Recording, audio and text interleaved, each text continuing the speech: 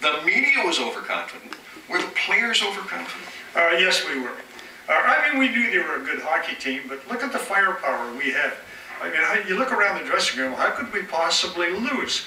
Everybody on the bench knew that we had underestimated them. They were not overwhelmed by the way I thought they would be. When they got into our end, I mean, they threw it around like, man, they just wouldn't give it to us. You've said in the past, one of your great regrets is you didn't enjoy the moment or moments. Why? Because the intense pressure to win, especially when we lost in Vancouver, we got to go over there and win 3 of the last 4 games, and then we lose the first game in Moscow. And I remember saying to my wife, if we don't win the last 3 games, we're going to be known as losers for the rest of our lives. Before the last game, though, the 6-5 goal is the most memorable.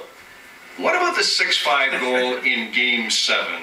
The best goal I ever scored in my life. I knew it was going to be my last shift when I went out there, and I knew a tie was no good. It was all over. There was 2 forwards and 2 defensemen back, but beat all 4 of them, and as I was going down, and went right under the crossbar, and I'll tell you what, man. Now, that's Game 7. Oh, I know. Now, Game 8 is very different. You know, the pressure's even, I don't want to say more intense, but it was a very different situation. Oh, no question, no question. But if I don't score that one, the last game means nothing. But the thing that irks me, you know, you get Foster Hewitt. Henderson makes a wild stab for it and falls. I mean, how, you know, that the hockey player really wants to hear that. I mean, I knew it was a big goal. I mean, it amazes to this day, like it just seems to, it's the one thing that seems to have gotten bigger as time goes on. Your teammates, 14 of them went back recently to Moscow. You were not able to go. You're battling leukemia. How are you doing? I'm doing pretty well. I take it one day at a time. I'm very fortunate. I got the greatest wife in the world, and she's been taking really good care of me. I'm in a clinical trial now in Bethesda, Maryland. I get up in the morning, and this is going to be a good day. And if I wake up tomorrow, I'm going to take another shot at tomorrow.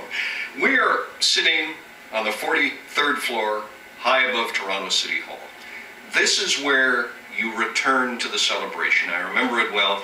You said you didn't enjoy the moments because of the pressure. What was it like? Did you enjoy this moment when the pressure was removed and you returned to Canada? It was a miserable night that night, but those crazy Canadians, we just could not believe that they would come out in the rain and be there. And so a wonderful, wonderful experience. It really, really was. And I think that maybe gave us the first instance that we knew how much this country got involved and how enthusiastic they were about our winning. And I remember it like yesterday. You know, it would be easy to say enough already when you're asked the same question for the, 10 millionth time. You've embraced it, though. I feel a responsibility. Like I said, I'm very proud to be a Canadian, very proud to have represented my country, and I've really tried to handle myself well. But the thing that Brian is really good, people come up to me, and initially they don't ask me questions. They want to tell me where they were, what they were doing, and how it impacted them. It's unbelievable. After 40 years, I will hear new stories. Never heard that one before. You were a class act when I met you more than 40 years ago. You're every bit as classy. I know I speak for the country. We wish you nothing but good health and continued happiness. Thanks, Paul. Thank you, my buddy. Thanks, Thank buddy. you. Thank you.